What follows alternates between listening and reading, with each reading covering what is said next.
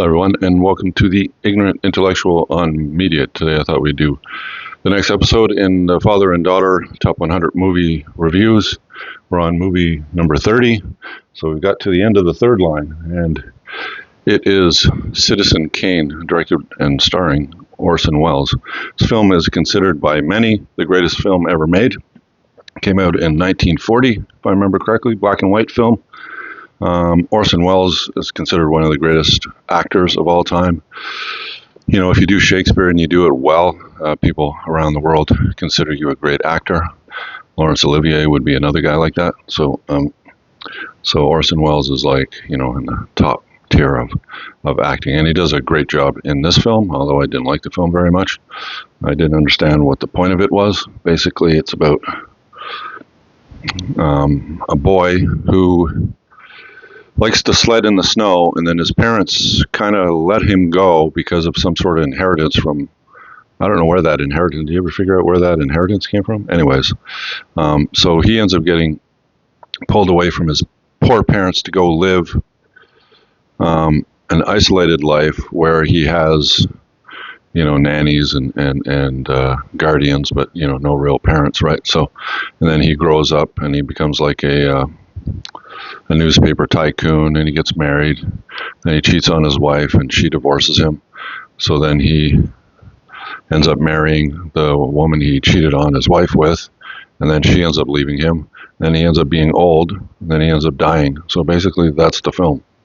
The film is about him, his life as a person that was taken away from his, well, they let him go. They didn't really, they thought he'd have a better life because of more money, and so he was taken away from his parents, and then he grew up without parents, and he ended up becoming a rich guy because of it, and, you know, doesn't seem to have a very major moral center. He's like obnoxious and sometimes even cruel, and all he thinks about late in his life when he dies, he says like one word, which is rosebud, and everybody's trying to figure out what rosebud is, and they never do. But Wells lets you know what rosebud was, and rosebud was his, you know, his sleigh that he played with as a kid in his more innocent youth, right? So he was lamenting his life, and he wanted to go back to his youth.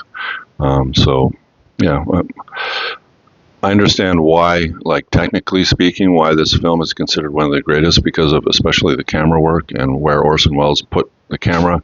Sometimes it was almost like below, and you're looking up at people, and he, you know, there's so many different things that he did in this film that were like firsts, from my understanding of what I read about this film over the years. But the film itself, except for the rosebud draw, where you're following along because you want to know what rosebud is, because you don't know at the beginning of the film either. You find out what rosebud is when, after he dies, and they're going through all of his things, because he was a huge collector of art and everything else, and he had this little sleigh, and they threw it in an incinerator, and as it was starting to flame up, you saw the name on the sleigh, and it said Rosebud on it, right? So, and then you go, oh, okay, so you watch 2 hours worth of movie to find out that it was a sleigh when he was a kid. You know, I mean, I don't know, maybe it was more powerful when it came out in the 1940s, but I don't know, it may have lost its significance, you know, like 85 years later or whatever, right? So if you like Orson Welles as an actor, you'll like him in this film because he does a really good job acting. So does everybody in this film. They all do great jobs in acting. It's just the story isn't all that interesting, and you know, in my view, right? So I don't know, maybe it's old and it's past, but, you know, you can't really say that. I watch Casablanca all the time. It's a great film, and a lot of the Humphrey Bogart films are still really good. A lot of the film noirs are still really good today. So, you know, some things will hold up over time. And this one, to most critics and most people, think it's held up. But, you know, me, I was kind of like bored throughout most of the film. So what did you think of it? I didn't really like it. I don't know if I'm too young for it. I don't know, like, it's just like, I don't see what's so special about it, especially the plot line, because it's basically just about this guy who came across riches, who was once humble because he was offered to handle gold mines, oil, whatever, but he chose to handle newspaper. because he just wanted to have fun. But then it got to his head, all the riches got to his head, and his ego grew bigger. And when this one guy was like trying to blackmail him by exposing photos of him cheating, it was like, oh, you can't do this to me, I'm Charles Foster Kane. Like, he completely like disregards any responsibility for his actions, and like expects fair treatment just because of his name, which is stupid. But I don't really get why he was pushing his second wife to sing. I don't know how if it affects him in any way. I guess it's just to show that he's controlling. I don't know. I Yeah, don't well, know. back then, a lot of the times you choose your wife because she reflects on you, right? Your wife reflects Oh, on you. If you have a bad wife, people look it on as bad.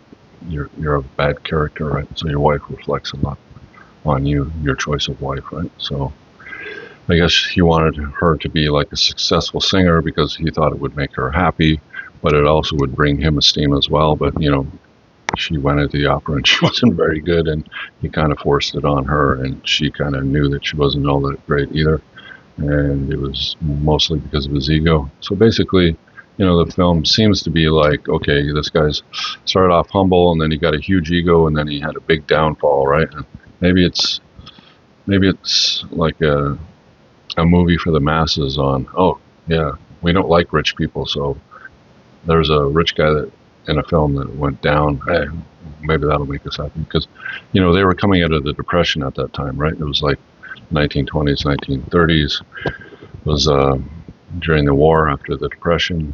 I don't know. well, you're not really seeing the significance of the ending. Like, I think it's really interesting that his last words was Rosebud, because despite of all the riches and material things that he has, the last words that he chose was Rosebud, which is his sled, which reminded him of the times where he was happy, where he was peaceful, which shows, like, I guess the lesson is like riches is not gonna make you happy at the end. Like, it's gonna make you lonely. It's lonely at the top, I guess. But that's how I see it. Yeah, You know. I would agree. I would agree with that. But overall, movie. Yeah, me too. May past its expiration date. I'm not sure. All right, so let's see what's under. It's got to be the sled, right? It's going to be the sled. All right, so film number 30 in the top 100. Well, it would be what? It would be 69. Right? So, that's my guess, or 71. Yeah, 71. Yeah. Um, Citizen Kane or someone else. Let's see. It's got to be the sled. It's going to be the sled. Is it the No, it's a sled? snow globe. Oh, it's the snow globe, yeah. Okay. It's interesting. Because that's what he was holding that when he died, right? I don't know. Is it? Like he was like shaking it and remembering. No, I know that he shook it and he said Rosebud, and we didn't know what it was at first. Yeah. Okay. Cool. So what's up next? Well, you almost see the whole thing in that one, but it's Train Spotting is the next one. All right. So we're gonna watch Train Spotting and do a review on that. So we've 30 movies in. We only got another 70 to go. All right. So if you like the video, leave us a thumbs up. Think about subscribing. We'll talk to you in the next video. You have a great day, and bye for now. Bye.